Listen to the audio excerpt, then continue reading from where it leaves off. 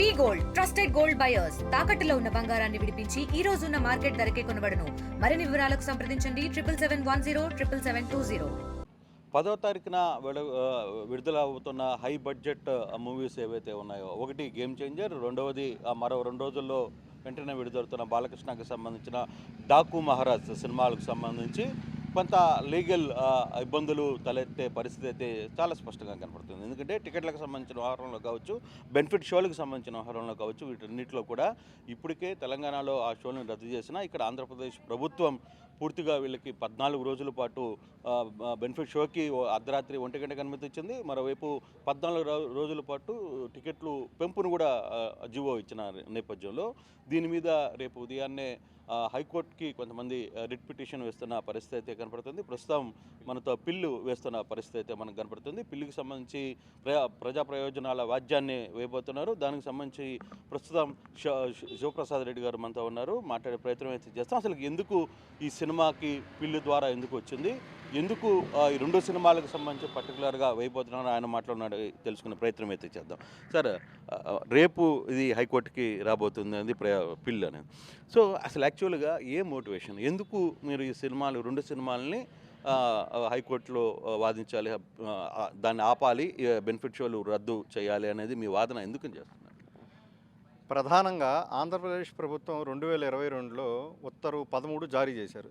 కొంత నిపుణుల సంఘాన్ని నియమించి ప్రత్యేకించి చలనచిత్ర కథానాయకుడు, కథానాయిక, దర్శకులు వాళ్ళ యొక్క పారితోషికం మినహాయించి 100 కోట్లు దాటిన దాన్ని అది భారీ చలనచిత్రంగా గుర్తించి ప్రత్యేకంగా సహజంగా రోజుకి 4 ఆటలు జరుగుతాయి, కానీ 5 ఆటలు జరుపుకునేదానికి మొదటి 10 రోజులు విడుదలైన తేదీ నుండి మొదటి 10 రోజులు జరుపుకునేదానికి ఇవ్వాలని ఆ ఉత్తర్వుల యొక్క సారాంశం. కానీ ప్రస్తుతం 14 రోజులు జారీ చేశారు. దాంట్లో ఏదో లోపాయికారిగా ఏదో జరిగిందనేది ఒక వాదుల యొక్క ఆరోపణ. తర్వాత సదరు 2022లో జారీ చేసిన ఉత్తర్వులోనే స్పష్టంగా ఉంది 20% ఆంధ్రాలో నిర్మించుండాలని. ఈ గేమ్ చేంజర్ కానీ డాకు మహారాజ్ కానీ 2 ఆంధ్రాలో 20% నిర్మించాల మాకు అందిన సమాచారం మేరకు. తర్వాత గేమ్ చేంజర్కి అర్ధరాత్రి 1 గంటకి ప్రత్యేకంగా ప్రదర్శన జరుపుకునేదానికి ప్రభుత్వం వారు అనుమతి ఇచ్చారు. ఇది ఏ మేరకు సమంజసం? తెలంగాణలో చూసాం కదా ఏం జరిగింది. హైదరాబాద్లో ఒక ఆమె చనిపోయిందా, ఆమె బిడ్డ ఎటు కాని పరిస్థితులు ఆసుపత్రిలో కొట్టుమిట్టాడుతున్నాడా. అలాగే జరగడం 4వ తారీఖే జరిగిందట రాత్రి. తిరిగి వస్తా గేమ్ చేంజర్ రాజమహేంద్రవరం నుండి 2 చనిపోయారు ప్రమాదవశాత్తు. ఏంటిదంతా? మళ్ళీ డాకు మహారాజుకు ఉదయం 4 గంటలకి అనుమతి ఇచ్చారు. అంటే 3 గంటలకి బయలుదేరాలన్నా? శాంతి భద్రతల సమస్యగా. ఇదంతా ప్రజలకు అసౌకర్యం కలిగేది. ఇంకోటి, గేమ్ చేంజర్ అయినా, పుష్ప అయినా, కల్కి అయినా, దేవరా అయినా, డాకు మహారాజ్ ఏమి సమాజానికి, దేశానికి, ప్రజలకు సందేశాన్ని ఇచ్చేయి, చైతన్యపరిచే, ఉత్తేజపరిచయం కాదు. వాళ్ళు ఏదో నిర్మించుకుంటున్నారు డబ్బుల కోసం. జనం పాపం అమాయకంగా, తిక్కలతనంగా, ఎర్రితనంగా వాళ్ళ డబ్బులు బాగొట్టుకొని వాళ్ళకి మేలు చేసి వాళ్ళ ప్రాణాలు కోల్పోతున్నారు. దాని మీద శాంతి భద్రతల సమస్య తలెత్తుతుందని, పైగా ఆ ఉత్తర్వుల్లో 5 ఆటలు మాత్రమే ఒకటి చిన్న తరహా చలనచిత్రాన్ని ప్రదర్శిస్తూ, అనగా 4 వాళ్ళ కొనసాగించి ఒకటి చిన్నది కూడా ప్రదర్శిస్తూ 5, కానీ మొదటి రోజు 6కి ఇచ్చారు. అది కూడా అభ్యంతరం లేవనెత్తాం. వీటన్నిటి మీద రేపు వాదనలు జరగబోతున్నాయి. మామూలుగా వ్యాజ్యం తరపున నేను వాదిస్తాను.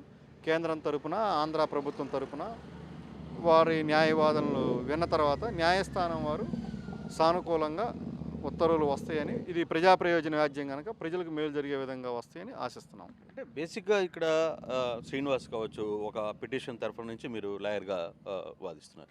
అయితే ఇక్కడ ఇదే కంటెంట్లో గతంలో జరిగిన కేసులు కావచ్చు, గతంలో కొన్ని సినిమాలకు కూడా కొంతమంది ఇలాగే పిల్లికి వెళ్ళిన పరిస్థితి ఉంది. కొన్ని కేసులు సక్సెస్ అయినాయి, కొన్ని కేసులకి అప్పటికే టైం దాటిపోయిందని చెప్పి హైకోర్టు ఇచ్చిన పరిస్థితి కూడా ఉంది. అంటే ఎల్లుండి 10వ తారీఖున సినిమా ఉంది కాబట్టి రేపు ఉదయం కోర్టు వారి ముందుకి, జడ్జి ముందుకి రాబోతున్న పరిస్థితుల్లో మీరు అనుకున్న ప్రయోజనం ఏదైతే ఈ సినిమాకి ప్రభుత్వం ఎక్కువగా వీళ్ళకి అవకాశాలు ఇచ్చింది, at the same time benefit షోలో కావచ్చు, బెనిఫిట్ షో టికెట్ కూడా 600 రూపాయలు ప్లస్ జిఎస్టీని ప్రకటించిన పరిస్థితి. సో ఇటువంటి పరిస్థితుల్లో మీరు అనుకున్న అది రేపు కోర్టు ముందు మీకు సక్సెస్ అవుతారని అనిపిస్తుంది?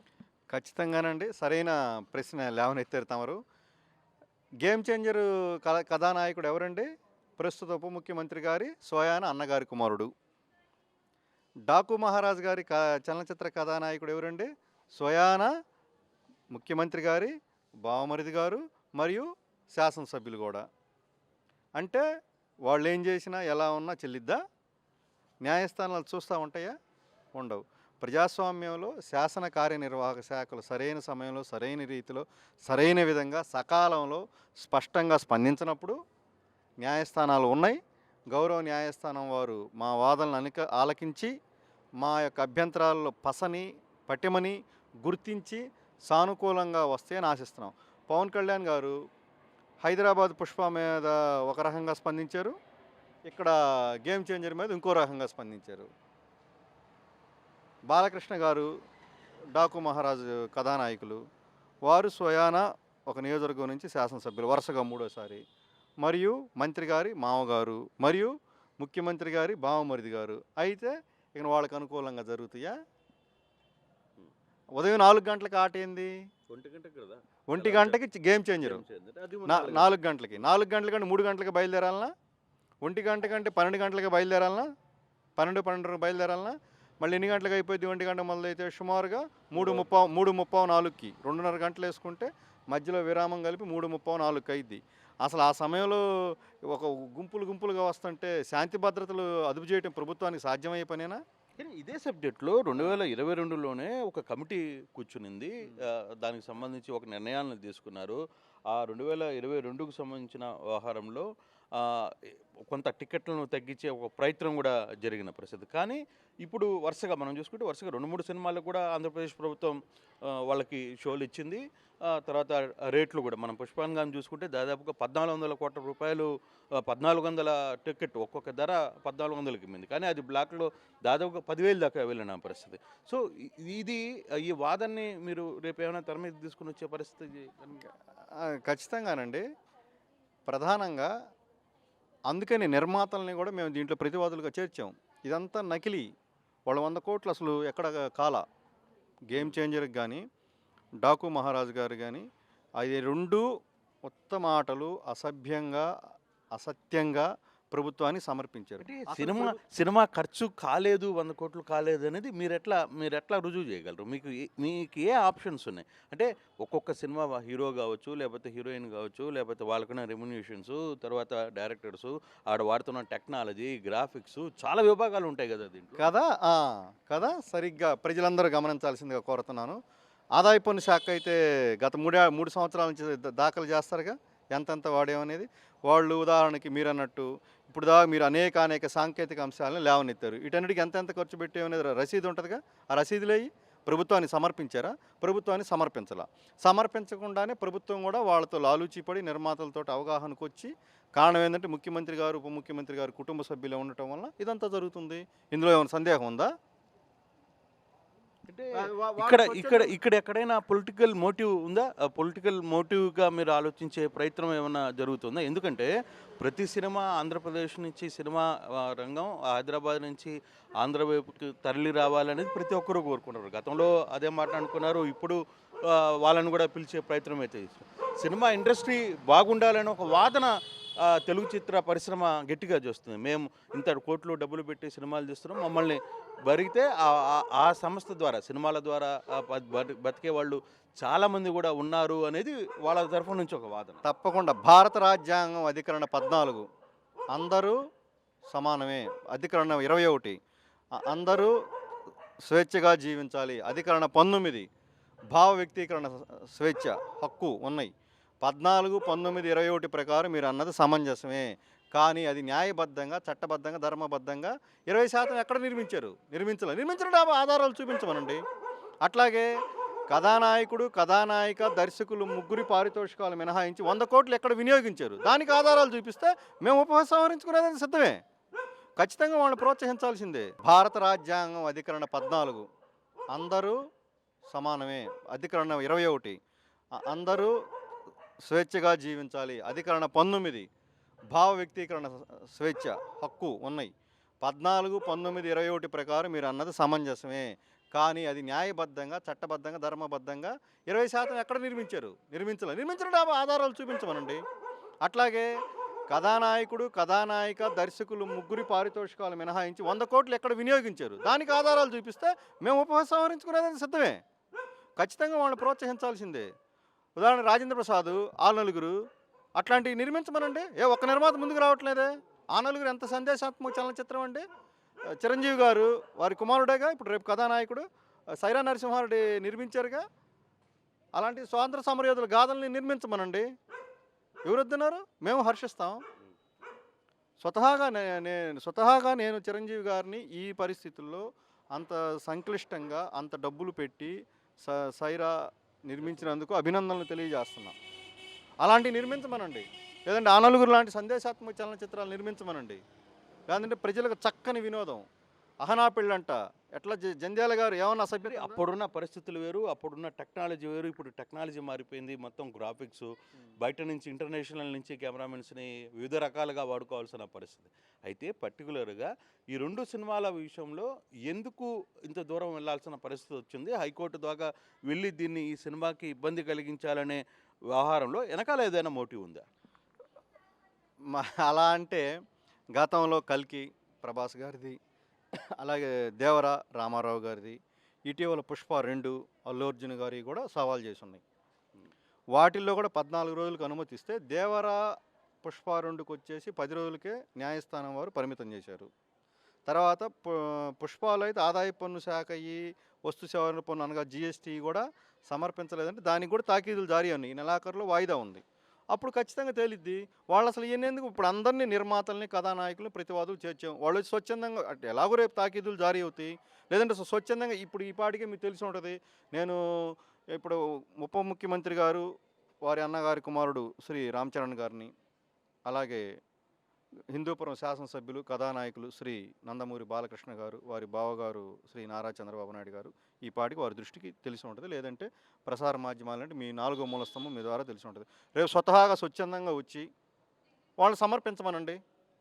మేమేం మాట్లాడం, మేమేం నోరెత్తాం కదా. మా నోళ్ళు మూపించమనండి. కావాలని మా మీద అభూత కల్పనలు ప్రచారం చేస్తున్నారు. అసత్యం మీరే అన్నారు కదా, చలనచిత్ర పరిశ్రమను ఎదగనీయట్లేదు, ప్రోత్సహించలేదు. మేము అక్కడే ఉపసంహరించుకొని మా అభ్యంతరాలు సమంజసంగా లేవని మేము కూడా అంగీకరించి మేము కూడా ఉపసంహరించుకుంటాం. ఇక్కడ పబ్లిక్ ఇంట్రెస్ట్ ఏంటి అనే ఒక వాదన వస్తే మీరు పబ్లిక్కి ఏం మేలు చేయాలనుకుంటారు? ఈ పిటిషన్ ద్వారా పబ్లిక్కి ఏమి మేలు జరగబోతుంది రేపు న్యాయస్థానంలో అనే ఒక వాదన వస్తే ఏం చెప్తారు? సాధారణ సగటు ప్రేక్షకుడు తమ జోబిలో నుంచి సొంత డబ్బులు కాజేసుకోవడానికి వీల్లేదు, మొదటిది. రెండోది ప్రధానంగా శాంతి భద్రతల సమస్య. హైదరాబాద్లో తెలుసు, ఒక ఆమె చనిపోయింది, ఆమె బిడ్డ అసలు అది ఎటు కాకుండా ఉంది. ఇక్కడ ప్రమాదవశాత్తు 2 చనిపోయారట. వీటన్నిటినీ లేకుండా చేయాలనేదే మా యొక్క ఉద్దేశం, లక్ష్యం. వాళ్ళని ఇంకా చలనచిత్రాలు నిర్మించమనండి. ఉదాహరణకి 100 కోట్లు కాదు 200 అయింది అనుకోండి, పక్కా ఆధారాలతో సహా రుజువులతో సహా సమర్పించి మాకు అసలు 500 కాదు 1000 రూపాయలు పెట్టుకుంటాం, ప్రభుత్వాన్ని లేఖ రాయమనండి. ప్రభుత్వానికి వీటన్నిటిని సమర్పించి అనుమతి పొందమనండి, రక్షిస్తాం. ఏ ఆధారాలు లేకుండా, ఏ రుజువులు లేకుండా ఏకపక్షంగా కేవలం ఒక లేఖ ఒకటి రాసి మాకు 100 కోట్లు దాటింది మా వినియోగం నిర్మించడానికని చెప్పి ఇది మోసం చేయటమే కాదండి, ద్రోహం చేయటమే కాదు ప్రజల్ని. ఈ బాధ అంతా కేవలం ఆంధ్ర, తమిళనాడు, తెలంగాణలోనే. ముంబై పోండి అసలు అడుగు పట్టించుకోరు, కేరళ పోండి అసలు అనుకోరు, బెంగాలు, మలయాళం అసలు ఎట్లా వస్తాయి తెలుసా?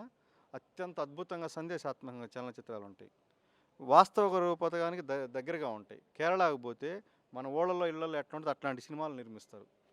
మన ఆంధ్ర, తమిళనాడు ఇది ఒక వ్యామోహం లాగా. కానీ మన ఆంధ్ర లాంటి సినిమాలు ఆంధ్రప్రదేశ్ని ఉమ్మడి ఆంధ్రప్రదేశ్లో ఇక్కడ తెలుగు పరిశ్రమ, తెలుగు సినిమా అనేది ఉన్నత స్థాయిలో ఉంది అని గుర్తించిన సినిమాలు కూడా ఉన్నాయి కదా. వాటి రెండోది ఆస్కార్ ఇచ్చినంత మాత్రాన అది ప్రామాణికమా? ఆస్కారు దొడ్డిదారిన అక్రమ మార్గాల్లో బహుమతులు రాకూడదని ఏమైనా ఉందా? అది అమీర్ ఖాన్ అదేముంది, తారే జమీన్ పర్, దానికి ఏమైనా ఇచ్చారా?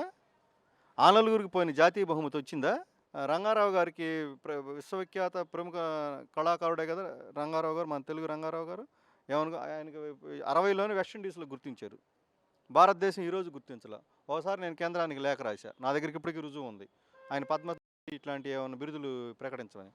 స్పందించలేదు. అంటే అది కూడా రాజకీయమయం అయిపోయింది. వాళ్ళకి ఓట్లు వస్తాయనో ఆ ప్రాంతం, ఆ కులం, ఆ మతం, ఆ భాష, ఆ ఊరోళ్ళు ఏమైనా ఉంటే ఇస్తున్నారు, లేకపోతే ఇవ్వట్లేదు. ఇలా రంగారావు గారికి ఇవ్వాల్సిన అవసరం లేదా? ఆ సంగతి చిరంజీవి గారు, బాలకృష్ణ గారు వీళ్ళందరూ ప్రభుత్వానికి తెలియజేయాల్సిన అవసరం లేదా? బాలకృష్ణ గారు 3 సార్లు శాసనసభ్యులా? వారి అల్లుడు గారు మంత్రి గారా? వారి బావగారు ముఖ్యమంత్రి గారా? ఎన్నిసార్లు? 4 సార్లు ముఖ్యమంత్రి. మరి అట్లాంటి వాళ్ళకి ఇవ్వమనండి. సో రేపు ఎన్ని గంటలకి ఈ పిటిషను హైకోర్టులో కోర్టు ముందుకు వచ్చే పరిస్థితి అయితే కనపడుతుంది? సహజంగా రేపు వరుస సంఖ్య 13, 10:30కి ప్రారంభమైన తర్వాత 11, 11:30కి మొదలవుతాయని ఆశిస్తున్నాం, అనుకుంటున్నాం. అంటే ముందు జరిగే వాదనలను బట్టి, వాయిదా పడేదాన్ని బట్టి ఇది వాదనలు వింటారు. సరే, all the best sir. So మొత్తం మీద శివప్రసాద్ రెడ్డి లాయర్ అయితే ఒకటి క్లియర్గా చెప్తున్నారు, దీంట్లో ఎటువంటి సొంత ప్రయోజనాలు, పొలిటికల్ ప్రయోజనాలు అనేది ప్రస్తావన కాదు. ఇక్కడ ప్రస్తుతం ఆంధ్రప్రదేశ్లో 2 తెలుగు రాష్ట్రాల్లో జరుగుతున్న పరిస్థితుల దృష్ట్యా ఒకవైపు జరుగుతున్న కొంతమంది ప్రాణాలు పోగొట్టుకున్న పరిస్థితి కూడా మనం చూసాం.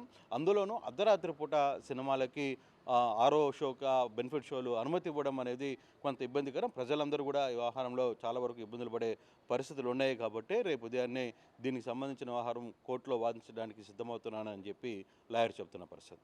తోట స్టూడియో. మరిన్ని వీడియోస్ కోసం ఛానల్ ని సబ్స్క్రైబ్ చేయండి. లేటెస్ట్ అప్డేట్స్ కోసం వాట్సాప్ ఛానల్ ని ఫాలో అవ్వండి. ఆ లింక్ డిస్క్రిప్షన్ లో ఉంది.